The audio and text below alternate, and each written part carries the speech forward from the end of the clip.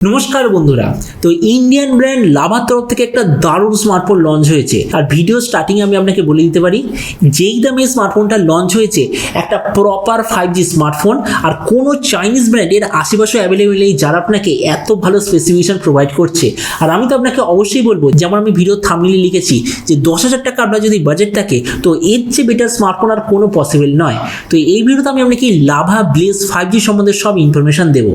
তো চলুন শুরু করছি ভিডিওটা সময় নষ্ট না করে। আপনি যদি গ্যাজেটাল বাংলা চ্যানেলে প্রথমবার আসেন আর কেউ বাংলা টেক ভিডিও ডেইলি দেখতে চান, তাহলে গ্যাজেটাল বাংলা চ্যানেলটা সাবস্ক্রাইব অবশ্যই করে নেবেন। তো প্রথমত আলোচনা করবো এটা ডিজাইন সম্বন্ধে।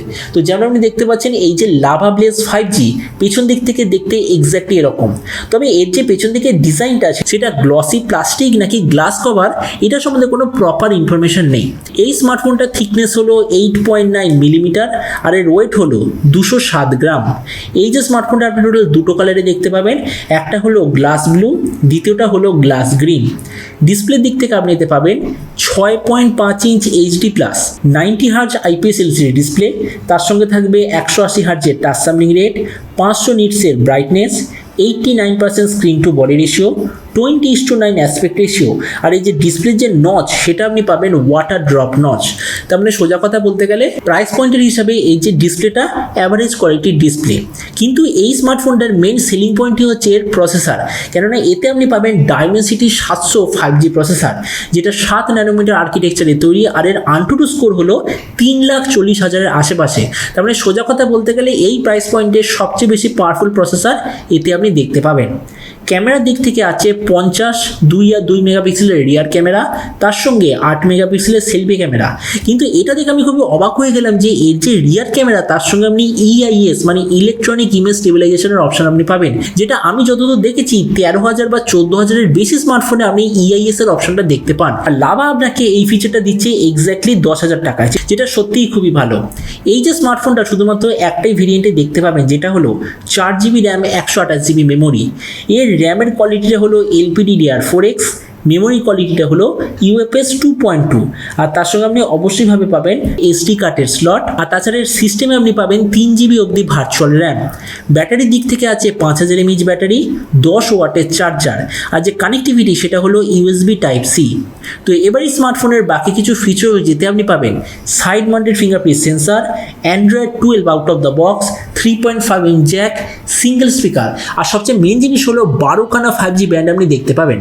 তো সবচেয়ে মেন জিনিস, এই যে স্মার্টফোনটা কী দামে লঞ্চ হয়েছে, যেমন আমি ভিডিও থাম্বনেইলে দিয়ে দিয়েছি 9999 রুপিসে এই স্মার্টফোনটা লঞ্চ হয়েছে। তো এবার সব ভিডিওর মতো এই ভিডিওতে আপনাকে জানাবো, এই যে স্মার্টফোনটা আপনার কি এটা নেওয়া উচিত, বা সেম দামে এর চেয়ে বেটার কোনো স্মার্টফোন অ্যাভেলেবেল আছে। তো দেখুন, এখানে জাস্ট একটাই কথা বলবো, এই মুহূর্তে ইন্ডিয়ান টাকায় 10,000 টাকার আশেপাশে এমন কোনো স্মার্টফোন অ্যাভেলেবেল নেই যারা আপনাকে লাভা ব্লেজ 5Gর চেয়ে বেটার স্পেসিফিকেশন এই দামে প্রোভাইড করবে। আমি এক্সাম্পল দিচ্ছি, এই দামে প্রায় সব কোম্পানি, মানে ধরে নিন প্রায় 90% ব্র্যান্ড আপনাকে 90 হার্জ HD+ ডিসপ্লে প্রোভাইড করবে।